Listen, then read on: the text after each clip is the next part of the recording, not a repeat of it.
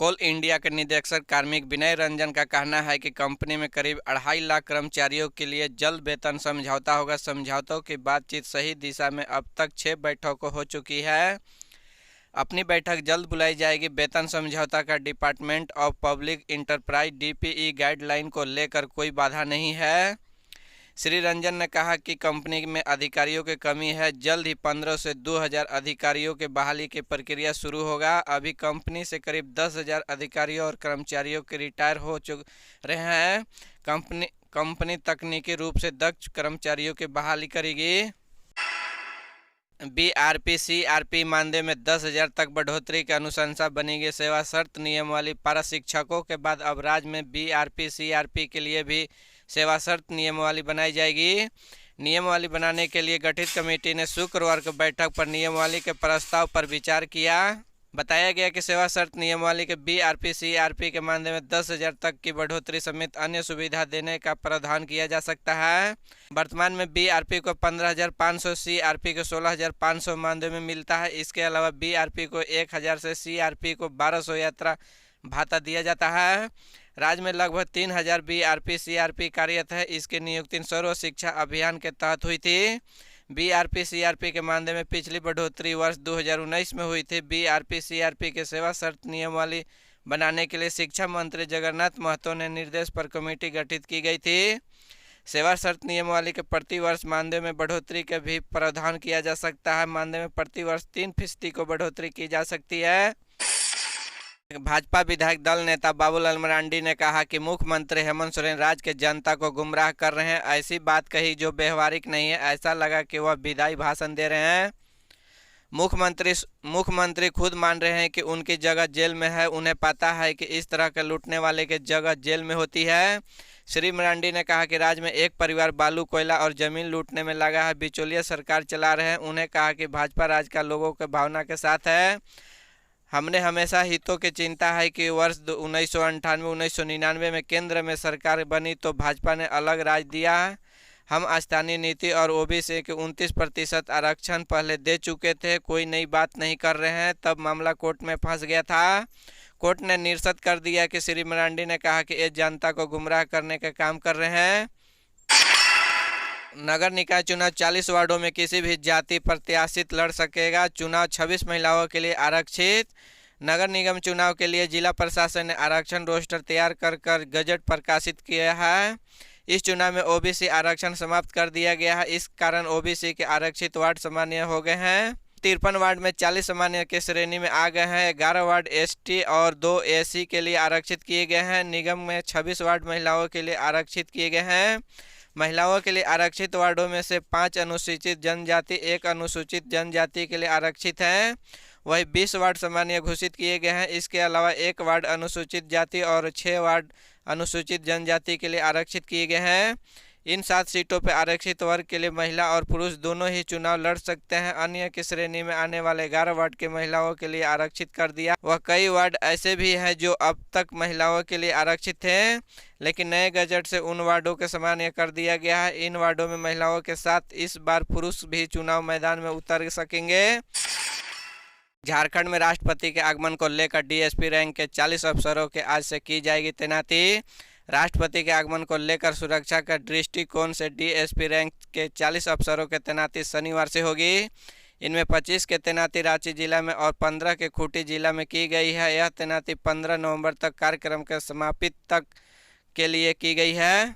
DSP rank के जिन अफसरों के तैनाती रांची जिला में की गई है उनमें से जैप 2 से मनोज कुमार महतो, जैप 7 से कुमार मेहता, जैप 8 से दीपक कुमार और बेनेडिक्ट मरांडी, जैप 9 से विजय कुमार कुशवाहा, जैप 10 से सुमन गिनी नाग और यशोधारा। रांची जिला से प्रशिक्षित डीएसपी अंकिता राय, एसटीएफ से ज्ञान रंजन गुमला से प्रशिक्षु डीएसपी प्रदीप कुमार, हजारीबाग के रोहिन रंजन, चाईबासा के सुरेश प्रसाद यादव, बोकारो से रोहित रजवार, चतरा से धनंजय कुमार।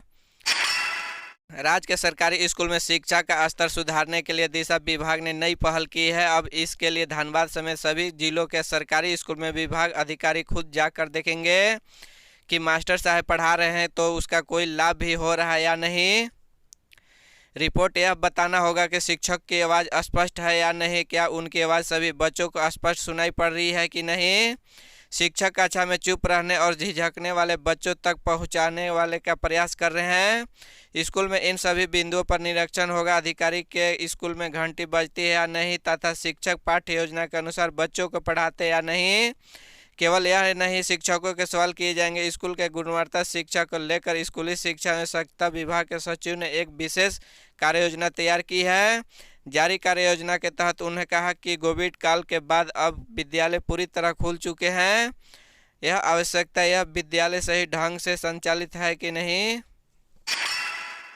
पलामू के प्रमंडलीय मुख्यालय मेदिनीनगर के कानू मोहल्ला स्थित बाल गृह संचालक को चकमा देकर 3 बच्चों फरार हो गए।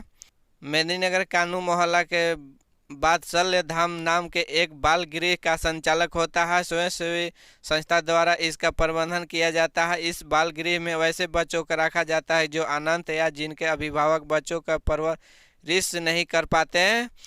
जिला बाल संरक्षण समिति इनकी मॉनिटरिंग करती है। बीते 11 नवंबर दोपहर भोजन के बाद जब बच्चे खेल रहे थे तो करीब 3 से 4 बजे रंजन कुमार घासी 8 पिता 14 पिता स्वर्गीय राम प्रसाद कोरबा और मिथिलेश भूंया 10 पिता महेंद्र भूंया दीवार फांद कर भाग गए।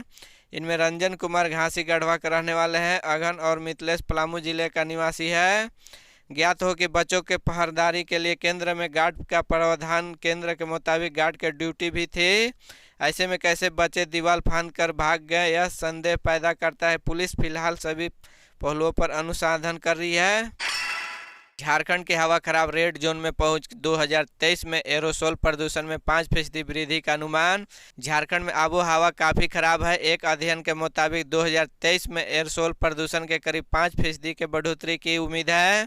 एयरसोल प्रदूषण मामलों को लेकर झारखंड से अत्यधिक आरक्षित रेड जोन में बना रहेगा। बड़ी वजह पावर प्लांट से होने वाले उत्सर्जन के गाड़ियों से होने वाले प्रदूषण है। करीब 13 मेगावाट प्रदूषण सिर्फ गाड़ियों के कारण है। वही थर्मल पावर प्लांट के कारण 19% प्रदूषण है जो पहले 41% था। इसके अलावा सॉलिड वेस्ट बर्निंग से भी 15% प्रदूषण रहा। राज्य में बढ़ते एरोसोल प्रदूषण के निपटने के लिए ताप विद्युत संयंत्रों के उत्सर्जन में कमी की अनुशंसा की गई है।